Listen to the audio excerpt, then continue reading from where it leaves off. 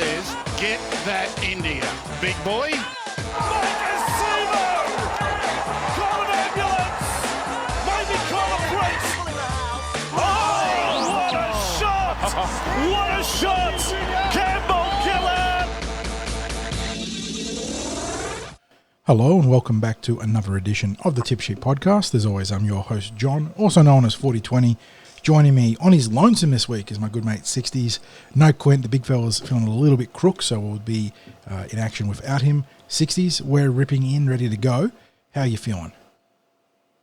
Mate, let me first of all tell you about my experience last night, just very quickly. So it was a catch-up over dinner with my good mate Trouser Eel and his lovely wife Susan. We're at a local restaurant, nice meal, etc. I get home, get out of the, changed from the trousers into the shorts. I look at the back of my trousers. I've got this white smiley mouth going across the arse of my pants.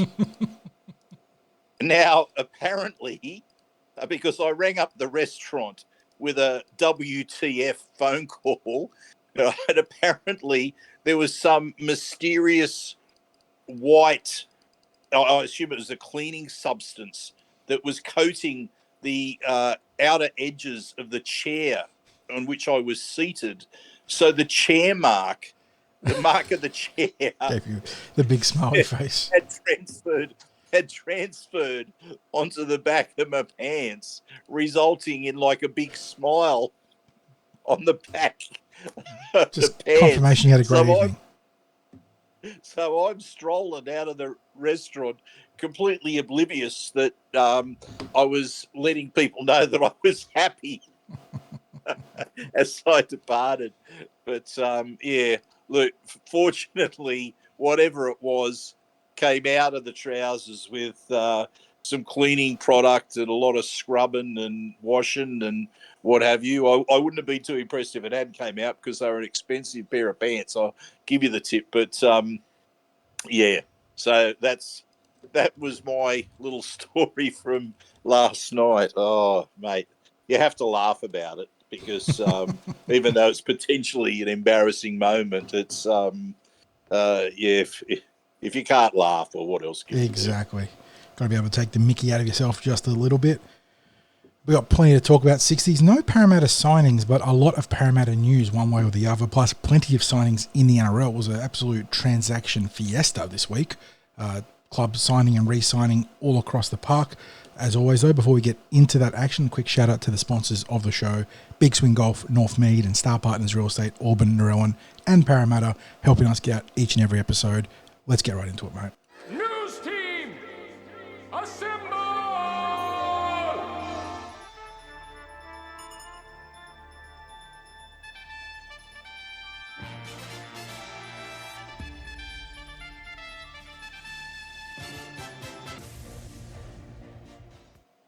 Well, mate, before we get into some of the Eels news floating around, a quick shout-out to a long-term servant of the Parramatta Junior Rugby League, Barry Guy. Barry Guy's stepping down after 43 years working in various roles, volunteering in various roles for the Parramatta District Junior Rugby League. He's served on many committees. He's been a selector for Harold Matson SG ball teams back in the late 80s. And in more recent times, he's done all this whilst travelling down from Swansea. So he's been a dedicated servant of the club, as I said, for over 4 decades. I had the honour of interviewing Barry today for the Parramatta Juniors for a presentation that's being done for Barry at the AGM. We will have that interview posted on our YouTube channel in the very near future, so keep an eye out for that. But in the meantime, again, congratulations and thanks to Barry Guy for such dedicated service to the Parramatta Juniors. Yeah, these sort of changings of the guards are always significant when you have someone that's put in so much time and effort as a volunteer. So well done to Barry, and hopefully whoever steps in for him, or they've got some big boots to fill, hopefully they can do anywhere near as good a job as he did. Absolutely. There's some, and fortunately, there are many dedicated people that give up their time in the Parramatta Junior Rugby League. So, as you mentioned, however, that's big shoes to fill there. Now, let's start off with a bit of an Eels training update, because anyone reading the training reports would know that all players have now reported for duty. Now, that includes those players like Gutho and Junior, who are back in rehab but not actually out on the training track. They've got a few other mates there joining them right now, like Makahesi Makatoa and Wiramu Greg, that have been forced into rehab through either injury in the recent representative games, or in Wiramu's case, upon returning to training. But basically all players are back there now. And, well, they would be all glad that they were back training, because the session that was had on Wednesday, mate, it was probably the most punishing of the pre-season thus far. The running, the conditioning work was just, it was relentless what they were asked to do. It was, and interestingly, it was put at the end of the session rather than at the beginning of the session. So they continue to mix things up. There's a very high footy component that's there. I talk about the technical and the tactical component of the pre-season, where they're working on not just skills, but they're actually working on their systems very, very early on. And I guess with so many new players involved in the pre-season, when I say new players, of course, I'm talking about Pathways players in addition to new recruits. There's a lot of familiarisation that has to happen. And not only that, there are some different shapes and plays and systems that are being employed by the Eels this coming season. So there has to be a familiarisation happening there. So really tough session. I could say that we feel guilty watching it, with seeing the hard work that they put through as we sort of stand there and, do none of that sort of hard work and complain about how hot it is standing in the sun watching. To be fair, they are remunerated for those efforts. So yes, that is true. That is true. And to be fair, these are blokes that are, in the prime physical peak of their careers, as opposed to an overweight 60-plus-year-old bloke standing there watching. So there is most definitely a difference there. But look, the fun part of it came at the end of the session, where the players had just been put through set after set of these particular runs that they were doing. And at various times, of course, they'd be given a very brief break where they could go and grab a drink of water, get themselves set, ready to go again for the next set of runs. And anyway, as the session was hitting around that 2-hour mark, they were called over for the drinks. I'm thinking, this is all over now. And lo and behold, they line them back up again, ready to go. The players are there waiting for the whistle. And instead of that shrill blast of the whistle to signal the start of the run, instead you got that familiar whistle that's blown at the full time of a match. And there was, I suspect there was some wry smiles that happened out there. It looked like sweet relief on the faces of the players. They knew, absolutely, they would have known that they were in a tough session on Wednesday. So we'll see what Friday has in store for them. And I don't want to discourage people from reading the report. So there was also a few other interesting things that happened during Wednesday's session, but I'm now looking forward to seeing what happens there on Friday. A little bit of an update as well, mate, seeing as though I'm down there at Kellyville and catching the sessions that are going on is getting to see the progress that's happening on the Centre of Excellence. Now, obviously, it's still in the earth-moving stage, but anyone familiar with Kellyville would know what it would now look like when I say pretty much the hill that was there has now been removed. Mm-hmm. So there's a lot of dirt that's been extracted from there, as you can imagine, but there's still a long way to go from an excavation point of view. So I'll try to keep capturing shots of the progress and put that up on a weekly basis on the Instagram account. So anyone listening there, if you haven't got an Instagram account, or if you have, but you're not as yet following the Cumberland Throw, jump on, give us a follow, and you'll be able to check out some quick photos and videos of what's been happening up there in that regard. Mate, let's talk about a signing that the Raiders have made. Can you talk us through it? Yeah, so we talked about in the intro that there's been a flurry of signings and re-signings at other clubs. One of them, probably the single most important for the Parramatta Eels, perhaps pending what the Bulldogs do and what that might free up in the outside backs. But at Canberra, they've moved to re-sign Jamal Fogarty, and I believe it's a 2-year extension, if I'm not mistaken, off the top of my head. But yeah, it's an interesting timing on that one because, of course, the player that the Canberra Raiders had thought that had signed an issue until the change of the CBA, which then led to a change in poaching juniors, being Ethan Sanders. Well, that sort of complicates the situation for them now, because I'm sure they'd be telling him that they've still got a spot for him, but they've just re-signed their halfback. Yeah, have they? Did they extend him, therefore, to the end of 26? Yeah, end of 26, correct. That's significant because that's 3 years from now. So you're talking about a further 3 seasons.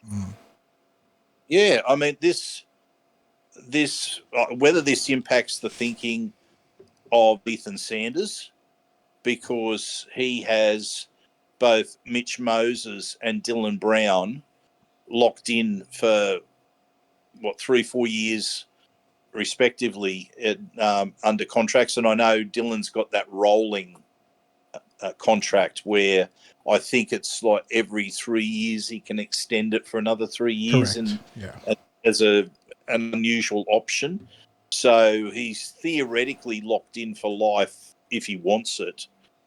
And Mitch Moses, I think he might be like a 4-year extension, something like that. But the bottom line is whether Ethan Sanders decides to stay at Parramatta or he moves to the Raiders, he's got players locked in front of him for extended periods of time. Yeah, Mitchell Moses' contract at the end of 26, like Fogarty, then with two player options to be triggered each year after. So that mean obviously player options mean they could just take it up, but that also means that there's a bit of space to work with that on the player side and even the club side sometimes. So yeah, very, very interesting, the timing of all this stuff. For not talking about sort of any loading in that thing. It's just it is interesting in a neutral sense, where suddenly Canberra have complicated the picture on their end. Yeah, and whether this impacts the formal contract offer that comes from them in after round 6, I'm not sure. I'm assuming that anything that was suggested before is now null and void as such. I mean, they probably have an understanding with the player and his management, but I mean, it's the real deal has to be signed off on after round 6. I'm guessing that as well, maybe it opens the door for other clubs to come in with offers. You'd have to think that he's going to have some level of demand out there. That the quality halfbacks are as scarce as hen's teeth, and he's the player that's regarded as a halfback on the rise. He's the incumbent New South Wales under-19s halfback. So that immediately puts him at the head of the class of the group of players who are his peers. But I guess we'll see how that pans out. So interesting times ahead there. It's. Do you want to offer an opinion, mate, at this stage about what you think is likely to happen? I legitimately have no idea now, 60s, because he's going to want to be a halfback, a frontline half at an NRL club. Well, I would contend that Parramatta are a good spot for him to hone his craft, either as a frontline or the first choice backup halfback to Mitchell Moses, or perhaps in another role that gets him the first grade faster, whether it's as a utility or something involving a Dylan Brown reshuffle, which I know is going to cause strong opinions either way, talking about that. But yeah, if he wants to be a frontline half, suddenly Canberra, well, he's got Fogarty blocking him the same way Mitchell Moses is blocking him. And while Fogarty isn't as good a player as Mitchell Moses, and you could argue that he's got a better chance of displacing him as a result, Canberra really like Jamal Fogarty. Like, they brought him from the Gold Coast and they've really built around him. So yeah, it's going to be interesting to see whether he sticks with either us or Canberra, or if another club comes to the table. I'm actually kind of surprised that he hasn't been linked to another club at the very least, given his talent and the position he occupies in the market as, like you said, the premier half among his peers in that 19s age group. So yeah, very, very difficult to get a read on how this is going to play out. We do have a little bit of mail, I suppose, on that we could talk about from the Daily Telegraph, where they're doing their preseason podcast focusing on each club, and Parramatta are up this week, and they're sort of mail from that, and I don't know how good it is, but the club is somewhat confident about potentially retaining Ethan, but I don't know. To me, it still seems like a difficult sell, right? Even though I do think it's a good spot for him to hone his craft. If you are a young playmaker who wants to be a starting player, the Parramatta Eels seem to be a pretty bad fit. Yeah. Look, the way I see it is Parramatta are probably taking the stance of, we remain confident that we can offer him a deal that he'll be interested in and that he'll stay with the club. And I'm sure from his perspective, he's probably wondering, what's changed? What's changed at Parramatta that would make me change my mind about where I want to be in the future? And maybe from what we're reading into what's happening out there with Canberra is that it's Canberra and their decisions that might change the mind of Ethan Sanders. I mean, he's really the one who can answer that, the only one who can answer that. And maybe what the Raiders are doing has absolutely no impact on the decision that he intends to make, because maybe he backs himself to be able to win the spot immediately when he goes down there. So I guess we wait and see. Now, the next thing, mate, I was talking to you recently and saying, look, I don't think there's anything to the Curtis Scott to the Eels story, because it's just really quiet. I'm not hearing the slightest bit about it. And then you've given me the update that explains that. Yeah, it came out today, I believe, if I quickly just scroll through my news tab here. Curtis Scott has been knocked back in his bid to get an NRL contract by obviously the game's governing body, and he's now considering, I believe, rugby union or Super League as his career choices now. And we've spoken at length about sort of the life choices that led Curtis to this situation, so it's no surprise that the NRL have knocked him back, in my opinion.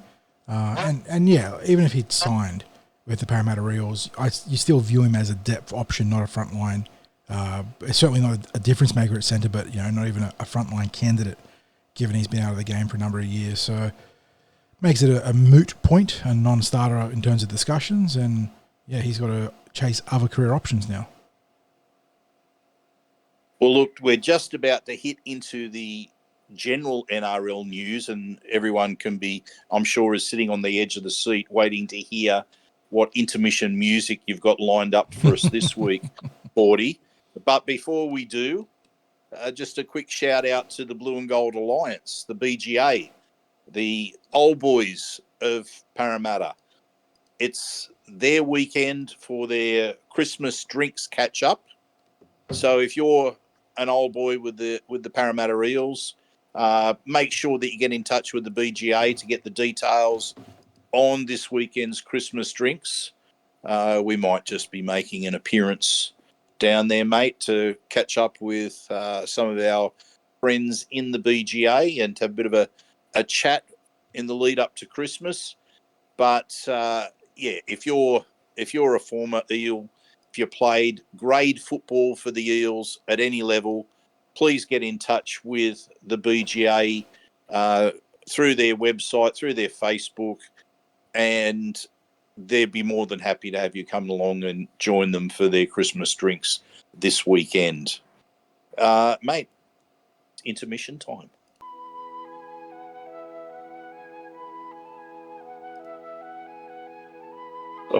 Oh, dear Lord.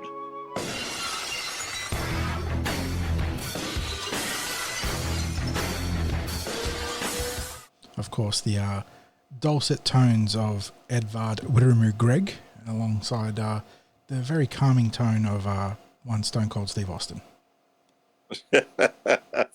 Mate, I think you've outdone yourself. I'm disappointed that Clint's not here to get the magnificence of what you've provided for us. He's just going to have to wait along with our listeners to hear it for the first time. So well done, and I'm looking forward to what you have on offer for next week. Okay, on with the NRL news, and we might just end up having to call this the Bulldogs segment because it is relentless. It is absolutely relentless. If there is a player that's available, in the past, we used to moan about the fact that any available player was immediately linked to negotiations with the Parramatta Eels, and it was done as a way of bumping up the contract that might be offered to them. But there is genuine fire to the smoke of which players are being linked to the Bulldogs because so many of them just seem to inevitably end up in discussions with them or even signing deals with them. Often photographed with Phil Court. Yeah. In a quote-unquote private meeting. Yeah. So, look, let's start off with one that would interest Eels supporters because the Dogs have been able to secure Connor Tracey, and part of that deal was a trade involving former Eels Pathways player Michael Jabril. Now, you and I both had huge raps on Michael when he was playing Harold Matts for the Eels. We're only going back to 2022, aren't we, for his time in the Matts team with the Eels. So, gee, what can we say about, the grass? Is it always greener at the Bulldogs if you're an Eels Pathways player? If you're going to be immediately traded off to the Sharks and the Bulldogs are looking for someone? In my opinion, and I know we always talk about how prospects aren't exactly a proven thing, but that's a heavy price to give up to sign, a 28-year-old utility, 28, 29. I don't know how I feel about that for Canterbury. Maybe Gabriel didn't impress him the way we thought he would have when he made that jump. But like you said, it is a cautionary tale for Canterbury and for the Cronulla Sharks. I really like this deal. I mean, they've managed to turn a guy who's going to, without a doubt, leave the club at the end of next season, and they've flipped him for a young asset who, when we last saw him, looked like he had serious NRL upside. And I believe it's not the first time the Sharks have done that in recent seasons.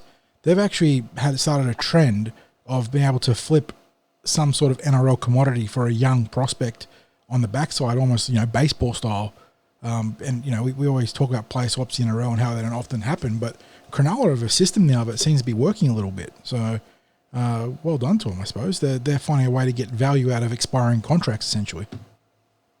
It'd be interesting to know what's happened as the background to this swap in terms of, did Michael or his management also play a part in looking to get a better opportunity than maybe what was ahead of him at the Bulldogs? Because the Bulldogs they've assembled a back line where he didn't see the potential to make a first grade debut within a short period of time. Is it going to be any better at the Sharks? Well, yeah, he's walked into arguably an even bigger backlog, hasn't he? Yeah, it's, unless there's something about to happen in terms of the Sharks losing some of these players, who knows? But as we said, here's a player who the Eels lost, and plenty of us were critical of the club in having a scenario where one of the more talented centres to come through the pathways, or he was even at the start of the pathway system almost, in terms of the junior representative teams, allowing him to be signed by the Bulldogs. As I said, we weren't happy about that, but now, not much more than 12 months on, he's off to the Sharks. Yeah, so I think it's fair for fans of the blue and gold to still be unhappy with the process, but like you were saying at the start, Sixties, it does feel like a cautionary tale for any manager and young prospect, where, much like how we sort of see the Sydney Roosters often be very forthright in their sort of shedding of young talent that isn't necessarily ready for NRL in the immediate future. Josh Curran comes to mind immediately when you talk about a former Parramatta player in that regard. He was, cut by the Bulldogs in the middle of a pretty lucrative young deal and went to the Warriors, where he ended up, making a name for himself. The Bulldogs seem to be the same. You are a commodity, you're an asset. You can be used in any number of ways prior to making your first grade debut if it means bettering the club's opportunities in the short term. Well, I'm looking at the Eels training squad, and what I'm seeing is a number of peers of Michael Jabril in that Harold Matt's team, ones of similar age to him, who are doing an NRL pre-season. So we're talking about Richie Penasini, we're talking about Sam Tuivasa, Matt Arthur. They were all playing Harold Matts alongside Michael going back to 2022. So who knows? I mean, if he had stayed with the Eels, in all likelihood, he probably would have been doing this particular preseason. Oh, Blaze Talangi. There's another one of the and cohorts. the two positions really that have been spoken about. I mean, ignoring the X Factor discussion, but the two positions that have been talked about ad nauseum as places where the Eels could definitely upgrade have been wing and centre. So you look at those sliding door moments, and you got to think that if he'd stuck around with Parramatta, maybe he'd be in the hunt for an NRL spot at some point in the coming season. Yes, absolutely true. Now, sticking with the Dogs. Oh, sorry, we didn't mention as well that in securing Connor Tracey is apparently on the injured list and won't be, running until January? Is that right? Mid-January per Gus Gould, yeah. So, certainly you're not going to suggest they've signed the lemon. Connor Tracey's got a great track record in the Cronulla Sharks, but he's not necessarily going to be full go come round one. We know how important having a proper preseason is to getting these guys fit and ready for full go. And, he's going to be behind the eight ball by some margin. Now, we speculated before about the Dogs in all likelihood chasing Addin Fonua-Blake, and now we know that is like the sands fact. In the hourglass. Yes. And then there was a little bit of speculation that they would also dip the toe in the water for Jarome Luai. And, you think to yourself, look, surely they were stretching it with Addin Fonua-Blake from a salary cap perspective. They can't possibly be in with a genuine chance of securing Jarome Luai. And yet... you can't dismiss it. You can't dismiss it. You can't dismiss it. Is there something that a canine would wear that would do the job of a sombrero. I mean, because the image of a bulldog wearing like a little novelty sombrero. Oh, mate, look, I mean, you can't. Look, The salary cap is just a number, 60s. It is just a number. Look, people will say, and we've talked about it ourselves, that in terms of some of the signings that the Bulldogs have made, where it's been a plethora of utilities that they've added to their books, and that some of those players aren't necessarily going to be on big money deals. But in these two players, we're talking about some serious coin with Addin Fonua-Blake and Jarome Luai. They do have some other players there who are on serious coin. And you'd also have to suggest that some of the players that they've attracted were probably a little bit above the contracts that they were on at their old club to be drawn across to the Bulldogs. I don't know. It's interesting. I just hope, and I mean, we don't know. We're not the salary cap auditors or anything like that, but you'd like to think that people who have that sort of responsibility will be doing their job. That's all I've got to say on that, because I've said my piece in this enough times in the past about the salary cap scandals in the past and how they eventuated or manifested, and the NRL's role in it. So I don't need to tread that ground again. Yeah, if your life depended on an NRL audit, you'd be wouldn't be too hopeful. No, absolutely true. But despite the Bulldogs weighing in with their interest in Luai, the Tigers remain confident of signing him. Is it the lure of Benji, mate? That seems to be, at least in the media, the way a lot of players talk about it. I think Jaden Sullivan was on, must have been 9 News, and he was talking about how the appeal of playing underneath Benji, who was something of a childhood hero to him, was, you know, the lure and bringing him to the West Tigers on top of whatever considerable cash they would have paid for a young half like that. But Benji, you can understand, right? Because Benji, 05 to maybe 2012, that sort of 6 or 7 year run, maybe it wasn't 2012, maybe 2011. Just trying to think when the West Tigers have been, a decade outside the 8 now, or outside the finals. So yep. It's about 2012, 2011. He had that, 6 year run where obviously 05 was insane, and so many lifetime highlights come from that year. But in 09 he was great, getting the Tigers in the hunt for the finals there, and in 2010 or 2011 they also had another good run. And you can understand why a lot of young players would love the flash and the pizzazz that Benji played with. He dominated in a manner that was so explicit on television. Big flashy sidesteps, chip kicks, flick passes. So yeah, I wouldn't be surprised if there are a lot of young players that legitimately would want to play or be associated with Benji. So as much as we put the boot into the Tigers and they do something silly, I don't think it's unreasonable that yes, they'd be offering big money for a lot of these players, and that is obviously appealing too. But the idea of playing with Benji isn't as far-fetched as it would seem, given how bad the Tigers are. Yeah, we spoke a bit about their recruitment, and I conceded, if I was to make comparisons between the Tigers' recruitment and the Eels' recruitment during our wooden spoon seasons, I think it's chalk and cheese. Mm-hmm. I think the recruiting that the Eels did across 11, 12 and 13 seasons. Yeah.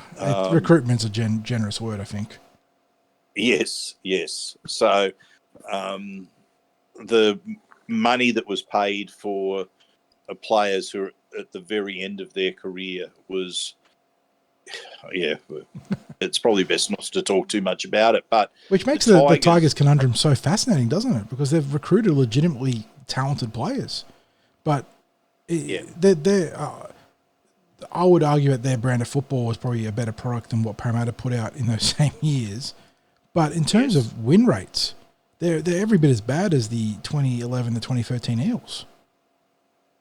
Well, I guess we'll see just how much of an influence Benji Marshall can have, because he's part of the coaching setup last year, which did not produce results that were any better than the previous years. Mm-hmm. He had the experienced mentor in Tim Sheens leading the coaching team.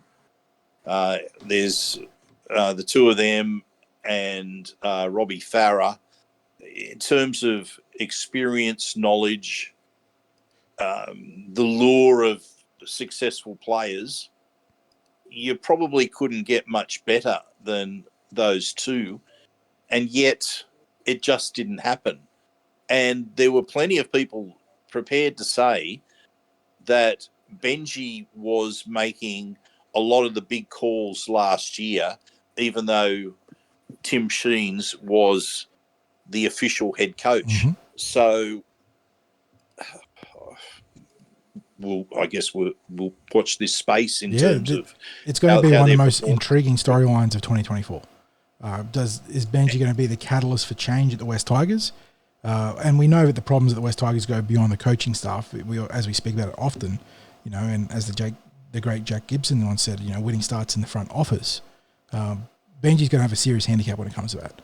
He's dealing with that, which is a colossal Atlassian sort of burden. But the recruitment's been good, and it could feature Jarome Luai. Now, we've made our point about whether Jarome is going to be the guy that turns it around for the West Tigers, and I don't think he is, especially with all this talking about him playing halfback. The conversation's now turned from signing him to play in the halves to signing him to play number 7. Maybe it's the making of him. Maybe he can step up and be that guy. I think on as you like to say, on facts presented, I don't think he is that guy. But, in the history of rugby league and in many other sports, guys can make jumps like that, and it can be the making of them. But given the money we're talking about, 1.1 plus, you want to hope he's the guy.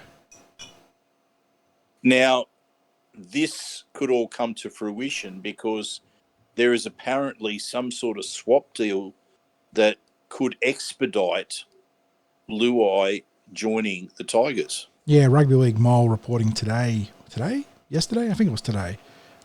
So, you take a pinch of salt when it comes to rugby league rumours, but Mole reporting that the Panthers are interested in a player swap with the West Tigers to expedite or accelerate any potential deal that gets done for season 2025, where Jarome Luai is a free agent to join another club, saying that if, per Mole, if they get David Clemmer and their young halfback, who I believe is a flag halfback, Lachlan Galvin, they'd be entertaining the idea of releasing Luai from his 2024 contract to play for the West Tigers.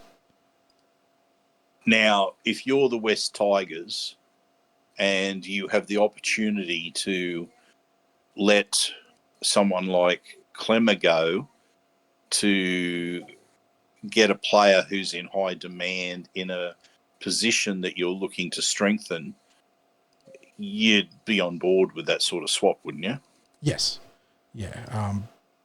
If it means sacrificing a guy at the end of his career in David Clemmer who, would have value for the Penrith Panthers, who are in a very much a constant state of win now, and they can shore up their middle, and a young, unproven halves prospect in Galvin, who they'd have to rate massively, right, to not make this deal happen.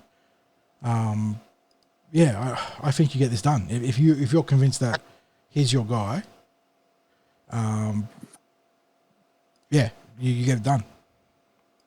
I guess if you're the Panthers as well, someone like a Dave Clemmer, who's been highly disappointing at the end of his time at the Bulldogs, he's been highly disappointing during his time at the Knights, and he really didn't set the world on fire in 2023 at the Tigers. But if you're the Panthers, you'd be thinking, this bloke in our environment is probably every chance of producing just what we need from him in controlled minutes, probably coming off the bench, controlled aggression, and having the confidence of running around with premiership winners he's on either side. Would be playing behind Leota and Fisher Harris, so he's not been asked to lead the pack. Just comes in, cracks some skulls, makes some meters. Yep. Yeah, it's almost like a no-brainer. We'll pick him up. And then the real work meat. out something. I was going to say that. You work out. Oh, you go. Sorry, you go, mate.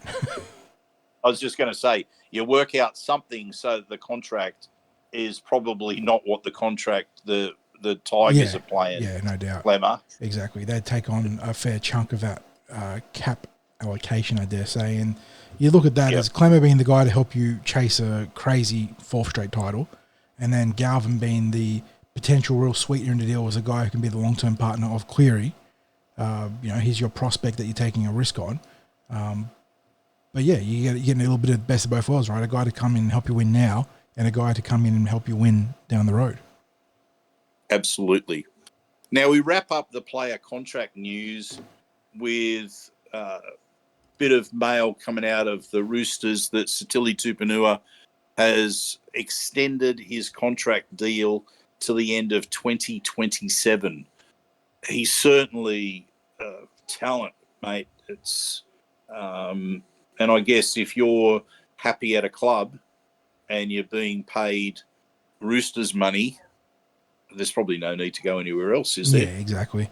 Yeah, you're looking at your bank account for smile. So, look, the Roosters have struggled for a couple of years now, and a Sydney Roosters struggle is a far cry from most clubs struggling too. It means that they've been on either at the bottom of the 8, not really a title contender for that year, or fighting for the 8 more recently. They don't struggle the way other clubs struggle. So you'd be pretty confident they're going to right the track sooner rather than later. Tupanua, outstanding young back rower, had some injury problems in the most recent year that kept him out of regular first grade, but always had a massive rap on him, 60s, both of us. I think there was actually a juncture at one point where he was very close to being an Eel before he played first grade, and that's a big what if there, isn't it? Very talented. Absolutely. Unique skill set too. He's got that tall, rangy build, almost like Sean Lane, but not they're not the same player still. But he's very good at hitting the line. Very, very good back rower. So good fit there. Good go for the Roosters. And he's also joined by our fellow back rower Nat Butcher in extending. And I think the other signing news this week was Jacob Saifidi re-signing with the Newcastle Knights. So they're all the big names that re-signed or signed somewhere this week. Tupanua, the alongside Sua Wong, who just re-signed as well, that means that the Roosters are pretty well stocked in the back row for the foreseeable future. Yeah. I guess we're waiting to see whether they hit the player market in a serious way, looking to attract someone that's going to change their fortunes. Good question, because they've actually spent some big dollars in recent years. Brandon Smith, the year before, and obviously this coming season, Dom Young and Spencer Leniu. The Roosters always have, like as I mentioned, the Bulldogs, that very flexible salary cap where it's just a number. And they're also ruthless when it comes to culling players that they think are going to stand in their way of making progress. So it's always interesting to see what the Roosters do. They are obviously a very well-run franchise, but they are also shockingly aggressive at times too when it comes to both internal and external movements. And like you said, they could be someone to watch when it comes to potential signings that they feel will get them back on the right track towards the top of the ladder. Yeah, absolutely. Now, the last bit of player news is Val Tafare from the Dolphins has apparently been put into some sort of fat camp. Yeah, 10 kgs to over. get his weight under control. Mm-hmm. Yeah, he was the one of the real positive stories of the season just past, making his debut in Magic Round, scoring a double, I believe, on debut for the Dolphins. And then seeing some more first grade time. But even back then, it was obvious that the big fella, and it's a pretty non-loose use of the term big fella, because he was still packing a few kilos over what I would have deemed to be a good playing weight for him. The off-season hasn't been kind to him, it looks like, and he's been put in the fat camp. And from there, it's tough when you're 10 kgs over, and they've given him 2 weeks to shed kilos. You cannot get rid of 10 kilos of fat in that time frame. If you're shedding water mass on a given day, you can make a big change. But they obviously need to see some serious signs of improvement in the next fortnight. Otherwise, he'll be consigned to play in Reggie's, I dare say, for the foreseeable future. Yeah, Q Cup. Yep. Run around in Q Cup Running there. around But in Reggie's, yep. it's amazing how quickly the weight can be packed on in an off season if the player doesn't stay in work or really lets the hair down in terms of what they consume during that period of time.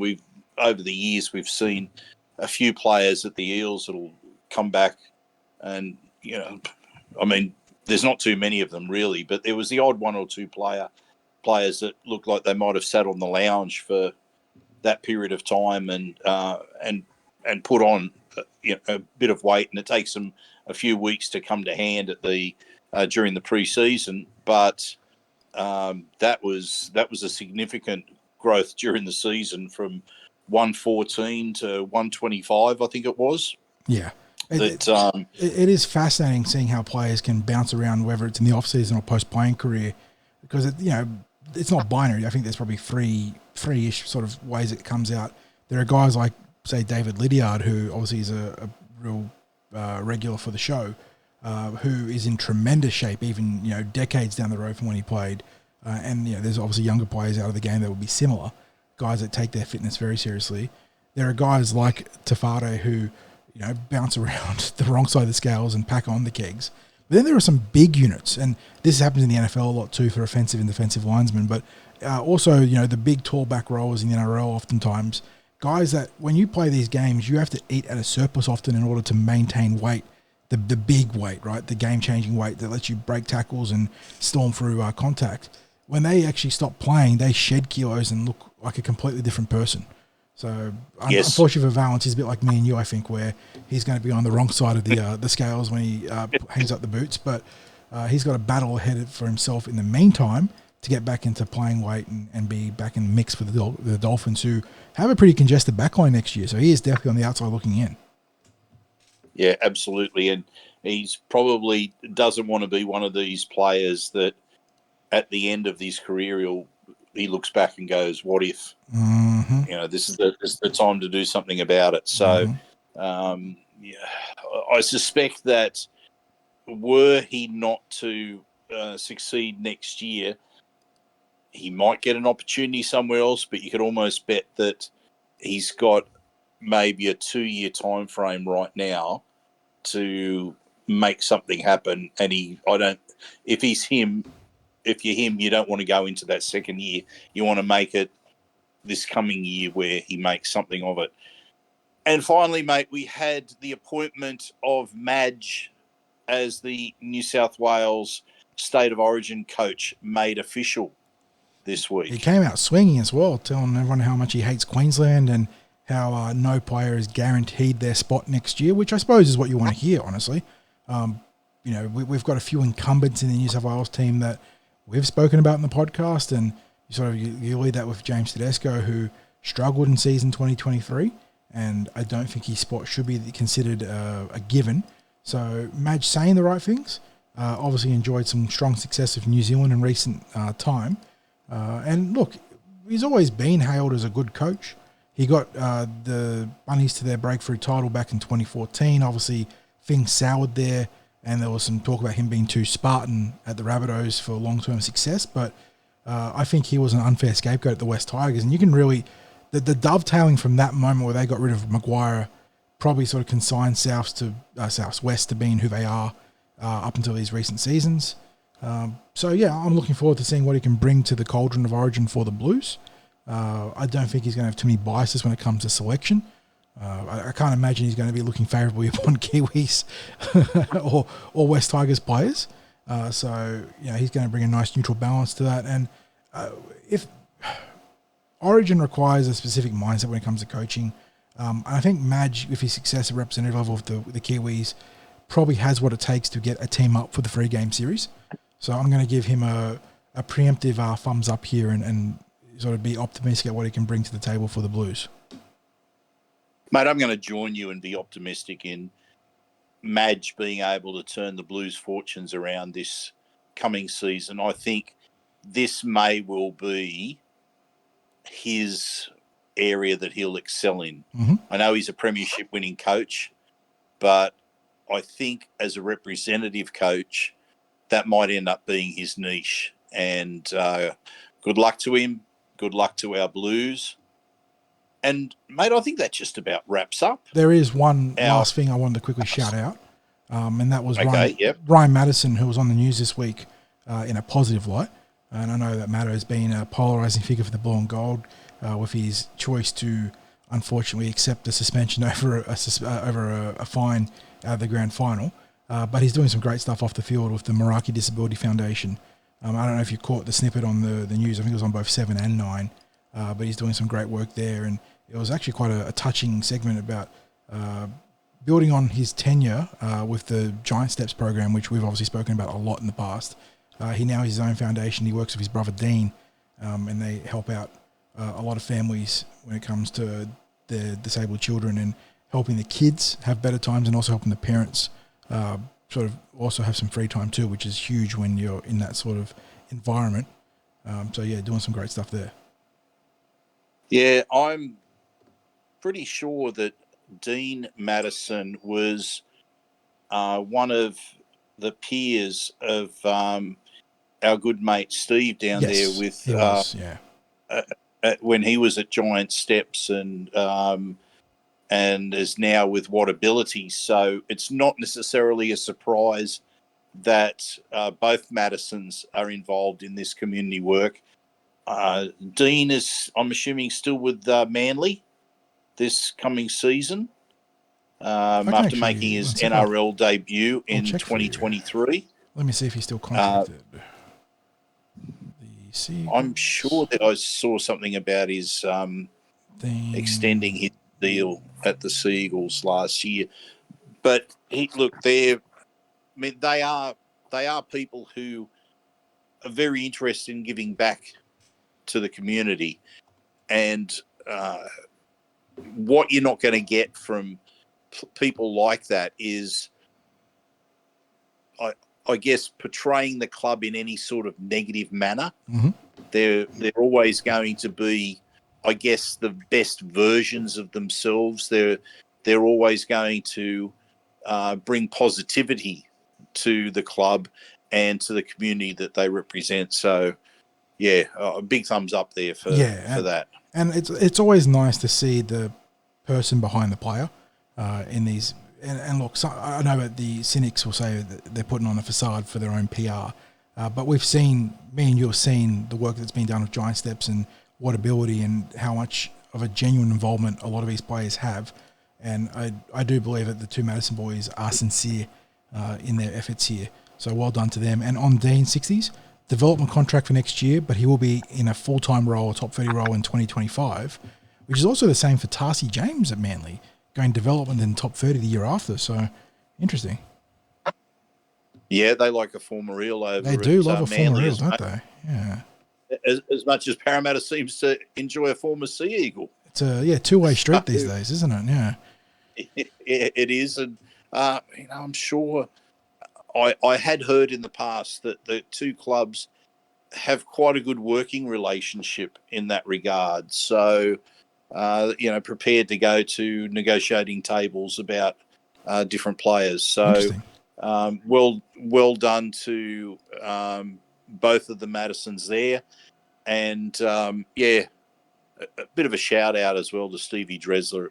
As I said, it brings back memories of our visits down to Giant Steps School at down on the water there. And what suburb was that again? It was, Gladesville? Gladesville, I believe. It's somewhere around Gladesville, yeah. And you talk about players that have turned career setbacks into massive career upside. Steve Dresser really heads that list. A guy that was cut short of any chance of playing first grade due to a debilitating knee injury, and he's gone on to do incredible things off the field. So well done, Stevie. Well, look, he's obviously taken it that step further in starting the Whatability organisation. But Steve was passionate about that and about working with young people on the autism spectrum when he was looking to forge his own NRL career. So he was an active player and he was already taking on such a proactive role in that space. And setting about providing respite care and drumming up publicity and support for the school that he worked at down there at Giant Steps. And now all that enthusiasm, all that drive, all that passion for helping people has manifested in the Whatability organisation. And if the Madison's going on, and there's obviously a great need for that in the community, for helping those that that do require this sort of assistance, then more power to them. And yeah, it is. Okay, I think we're wrapped. Yeah, I think that is a wrap. It's nice to end on a really strong positive note like that. Plenty of fun stuff to discuss this week. Like I said, a lot of Parramatta news without much news really, but it feels like the ripples of other actions and signings across the NRL are helping shape what's coming up for Parramatta. And if the Bulldogs make a move, who knows what that means for the outside back market. Canberra resigning Jamal Fogarty keeps that whole Ethan Sanders situation intriguing, and all we can do is wait, get your training reports, and maybe be a little bit optimistic about season 2024. Yeah, maybe waiting for some of these dominoes to start falling and see what it leads to. So in the meantime, a shout out to Clint. Mate, we hope you are feeling better and soon. I know you got knocked about by this bug that you've picked up, but get well, mate. To our listeners, thank you again for tuning in and catching up with the latest in Paradise and the NRL with this podcast. John, well done again. Thank you to our sponsors, Big Swing Golf, Northmead, and Star Partners Real Estate, Auburn, Narellan, and Parramatta. And as I always say, go you mighty Eels.